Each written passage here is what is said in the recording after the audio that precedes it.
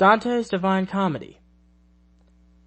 Inferno by Dante Alighieri. Canto 7.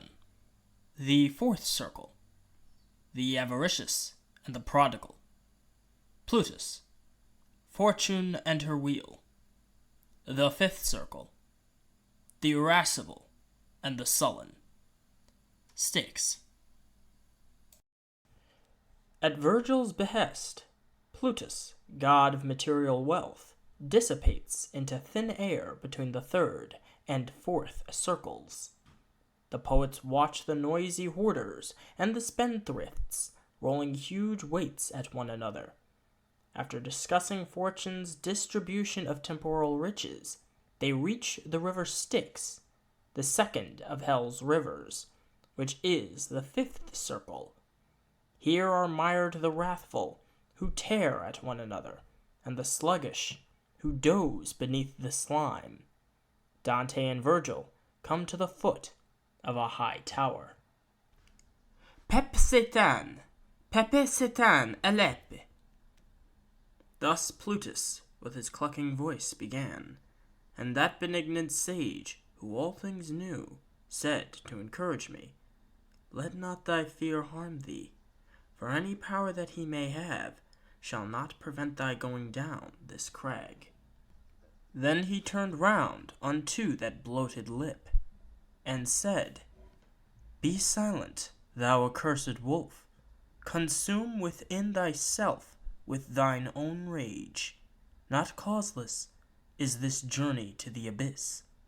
Thus is it willed on high, where Michael wrought vengeance upon the proud adultery. Even as the sails, inflated by the wind, involved together fall when snaps the mast, so fell the cruel monster to the earth. Thus we descended into the fourth chasm, gaining still farther on the dolesome shore, which all the woe of the universe ensacks. Justice of God! Who heaps up so many new toils and sufferings as I beheld?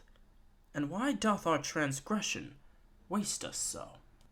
As doth the billow there upon Charybdis, that breaks itself on that which it encounters, so here the folk must dance their roundelay. Here saw I people, more than elsewhere many, on one side and the other, with great howls, rolling weights forward by main force of chest. They clashed together, and then at that point each one turned backward, rolling retrograde, crying, "Why keepest?" and "Why squanderest thou?" Thus they returned along the lurid circle, on either hand unto the opposite point, shouting their shameful metre evermore. Then each, when he arrived there, wheeled about through his half-circle to another joust, and I, who had my heart pierced as it were, exclaimed, "My master, now declare to me what people these are, and if all were clerks, these shaven crowns upon the left of us." And he to me, "All of them were a squint in intellect in the first life, so much that there with measure they no spending make. Clearly enough their voices bark it forth, whene'er they reach the 2 points of the circle, where sunders them the opposite defect. Clerks those were who no hairy covering have on the head, and popes and cardinals, in whom doth avarice practice its excess. And I, my master, among such as these, I ought forsooth to recognize some few who were infected with these maladies. And he to me, vain thought thou entertainest. The undiscerning life which made them sordid now makes them unto all discernment dim. Forever shall they come to these 2 buttings. These from the sepulchre shall rise again with the fist closed, and these with tresses shorn. Ill-giving and ill-keeping the fair world have ta'en from them, and placed them in this scuffle whate'er it be, no words adorn I for it. Now, canst thou, son, behold the transient farce of goods that are committed unto fortune, for which the human race each other buffet? For all the gold that is beneath the moon, or ever has been, of these weary souls could never make a single one repose. Master, I said to him, now tell me, also, what is this fortune which thou speakest of, that has the world's goods so within its clutches? And he to me, O creatures imbecile, what ignorance is this which doth beset you? Now will I have thee learn my judgment of her.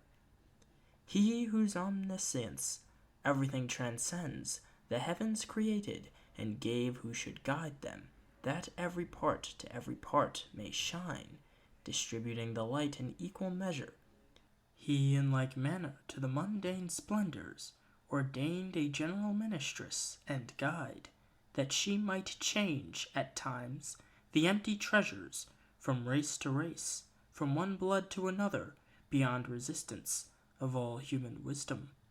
Therefore, one people triumphs, and another languishes, in pursuance of her judgment, which hidden is, as in the grass, a serpent. Your knowledge has no counterstand against her. She makes provision, judges, and pursues her governance, as theirs the other gods. Her permutations have not any truce. Necessity makes her precipitate. So often cometh, who his turn obtains. And this is she who is so crucified, even by those who ought to give her praise, giving her blame amiss and bad repute. But she is blissful, and she hears it not. Among the other primal creatures, gladsome she turns her sphere, and blissful she rejoices. Let us descend now unto greater woe. Already sinks each star that was ascending when I set out, and loitering is forbidden. We cross the circle to the other bank, near to a fount that boils and pours itself along a gully that runs out of it.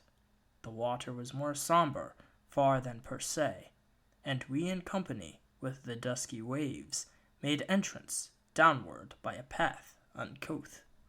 A marsh it makes, which has the name of Styx, this tristful brooklet, when it has descended down to the foot of the malign grey shores. And I, who stood intent upon beholding, saw people mud besprent in that lagoon, all of them naked, and with angry look. They smote each other not alone with hands, but with the head, and with the breast and feet, tearing each other piecemeal with their teeth. Said the good master, Son, thou now beholdest the souls of those whom anger overcame. And likewise, I would have thee know for certain, beneath the water, people are who sigh, and make this water bubble at the surface, as the eye tells thee wheresoever it turns. Fixed in the mire, they say, we sullen were in the sweet air, which by the sun is gladdened, bearing within ourselves the sluggish reek. Now we are sullen in the sable mire. This hymn do they keep gurgling in their throats, for with unbroken words they cannot say it. Thus we went circling round the filthy fen, a great arc twixt the dry bank and the swamp, with eyes turned unto those who gorge the mire. Unto the foot of a tower we came at last.